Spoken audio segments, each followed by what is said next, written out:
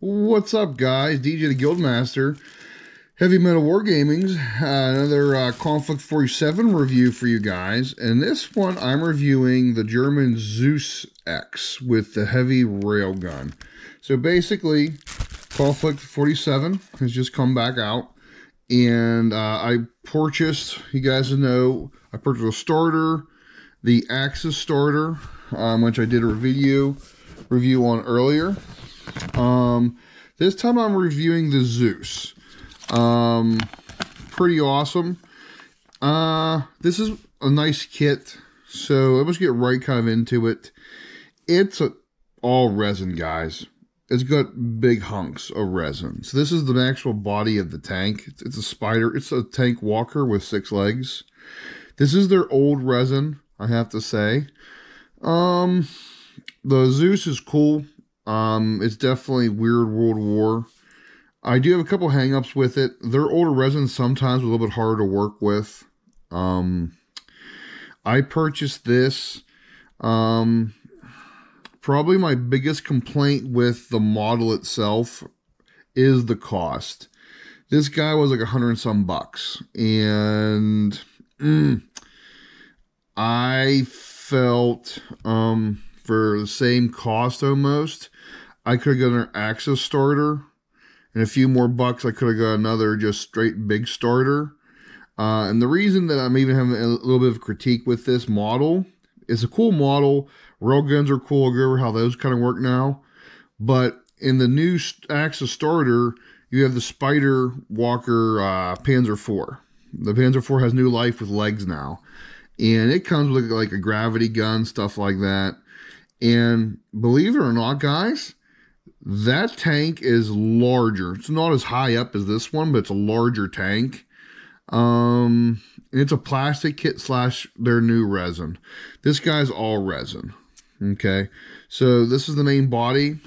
It comes with 6 of these legs. They're almost all kind of identical, and they basically obviously they slot right in.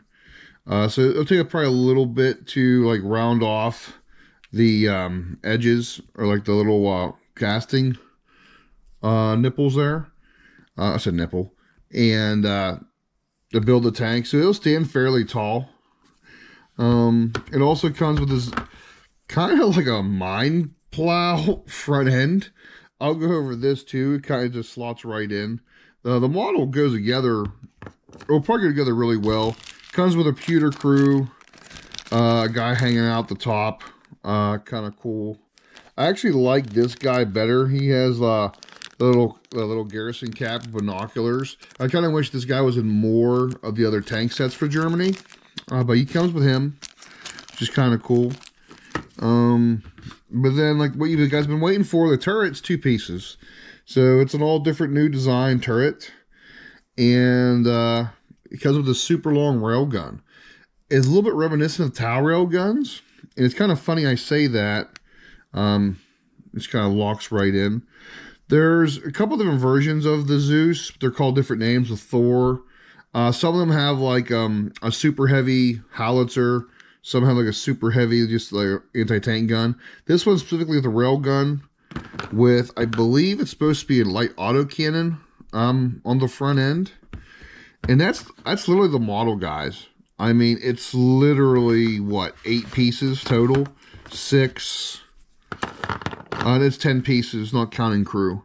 So it's a fairly model to put together. I see a lot of people talk about different things. I guess if you really, really wanted to, you could probably forge these or recast them. I don't recommend it. I'm trying to find good equivalent railguns to put on my King Tiger and my Panther. Funny enough, there's no Tiger right now in the Army Builder app for Conflict. I think there'll be more Tigers floating around, but you know, it's whatever. So my only really criticism of the model is the cost of it, honestly. And I mean, you're only gonna probably ever run one of these. They're pretty expensive. It's a good centerpiece model, so it stands fairly tall once it's together. Okay. What's cool with this guy is They've actually changed the armor values of walkers in conflict. Usually, they used to be one armor value lighter than their equivalent, so a medium walker would actually have the armor class of a light tank. So instead of it being a medium with a 9, it would be an 8. Not anymore. Now, if you just have a medium walker, it's a 9. If you have a heavy, it's a 10. This fella is a super heavy, so he's actually an 11. Fun fact, one of his upgrades is frontal reinforced armor. So you can push the front end to a 12. That's right, a front end 12 walker. So like that's pretty powerful. So there's gonna be a lot of stuff barring rift weapons or like really high end super heavy guns that can actually hurt these guys at range. Anything that's at long range that's strength 6 or 7, you're gonna have a hard time doing anything to them. And then with them, if they're a veteran on top of it all, they'll pretty much ignore everything. Almost everything in direct, you're probably going to ignore. You know what I mean?